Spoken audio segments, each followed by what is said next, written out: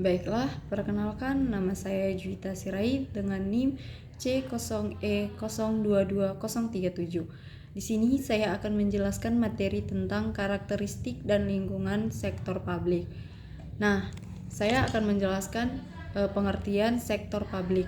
Istilah sektor publik sendiri memiliki pengertian yang bermacam-macam.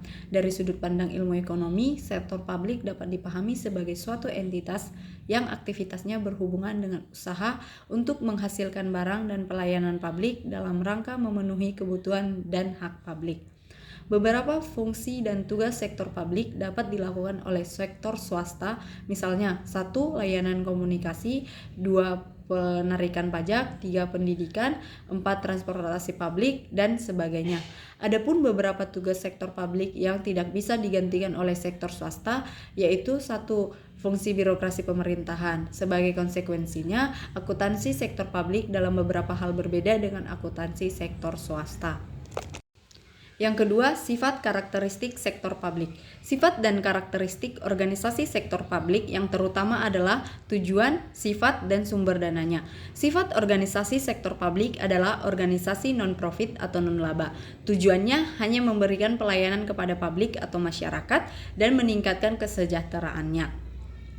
Faktor yang memengaruhi sektor publik berbeda dengan sektor swasta. Organisasi sektor publik dipengaruhi oleh faktor ekonomi, politik, budaya, atau kultur, dan demografi. Faktor ekonomi meliputi 1. Pertumbuhan ekonomi, 2. Tingkat inflasi, 3. Tenaga kerja, 4. Nilai tukar mata uang, 5. Infrastruktur, 6. Pertumbuhan pendapatan per kapita. Yang kedua, faktor politik. 1. Hubungan negara dan masyarakat, 2.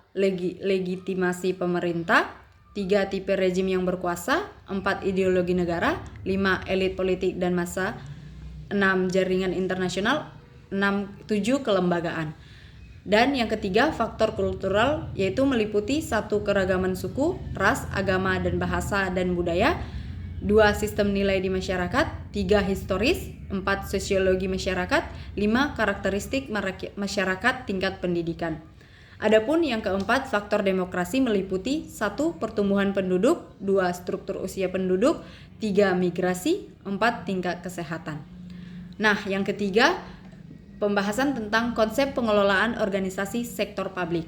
Tuntutan baru muncul agar organisasi sektor publik memperhatikan value of money dalam menjalankan aktivitasnya, di mana value of money merupakan konsep pengelolaan organisasi sektor publik yang mendasarkan pada 3 elemen. Yang pertama, ekonomi atau ekonomis, pemerolehan input dengan kualitas tertentu pada harga dan yang terendah. Yang kedua, efisiensi pencapaian output yang maksimum dengan input tertentu atau penggunaan input yang terendah untuk mencapai output tertentu. Yang ketiga, efektivitas, tingkat pencapaian hasil program dengan target yang ditetapkan atau perbandingan outcome dengan output.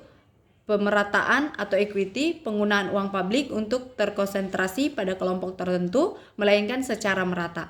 Manfaat implementasi value of money yaitu 1. Meningkatkan pelayanan publik, 2. Meningkatkan efektivitas pelayanan publik, 3. Pelayanan tepat sasaran, 3. Menurunkan biaya pelayanan publik karena hilangnya efisiensi dan penghematan dalam Di sini kita akan membahas perbedaan sektor publik dan sektor swasta. Yang pertama, tujuan organisasi sektor publik itu non-profit motif, sedangkan di sektor swasta itu profit motif. Yang kedua, sumber pendanaan. Di sektor publik itu 1. Pajak, 2. Retribusi, utang, obligasi pemerintah, laba BUMN, penjualan aset. Sedangkan di sektor swasta itu terbagi menjadi 2, yaitu pembiayaan internal dan eksternal. Pembiayaan internal yaitu modal sendiri, laba ditahan, penjualan aktiva. Sedangkan pembiayaan eksternal utang bank, obligasi, penerbitan saham. Yang ketiga itu pertanggungjawaban. Di sektor publik itu pertanggungjawaban kepada masyarakat atau publik dan parlemen, DPR atau MPR. Sedangkan di sektor swasta itu mempertanggungjawabkan kepada pemegang saham dan kreditor. Yang keempat, struktur organisasi. Di sektor publik itu bersifat birokratis, kaku, dan hierarkis. Sedangkan di sektor swasta itu fleksibel, datar, pyramid lintas fungsional. Nah, yang kelima itu karakteristik anggaran. Di sektor publik itu terbuka untuk umum, sedangkan di sektor swasta itu tertutup untuk publik. Yang keenam, sistem akuntansi. Di sektor publik itu cash accounting, sedangkan di sektor swasta itu accrual accounting. Nah, adapun persamaan sektor publik dan sektor swasta, yang pertama, kedua sektor merupakan bagian integral dari sistem ekonomi di suatu negara dan menggunakan sumber daya yang sama untuk mencapai tujuan organisasi. Yang kedua, menghadapi masalah yang sama, yaitu kelangkaan sumber dana, sehingga dituntut untuk menggunakan sumber daya organisasi secara ekonomis, efisien, dan efektif. Yang ketiga, proses pengendalian manajemen, termasuk manajemen keuangan pada dasarnya sama di kedua sektor, sama-sama membutuhkan informasi yang handal dan relevan.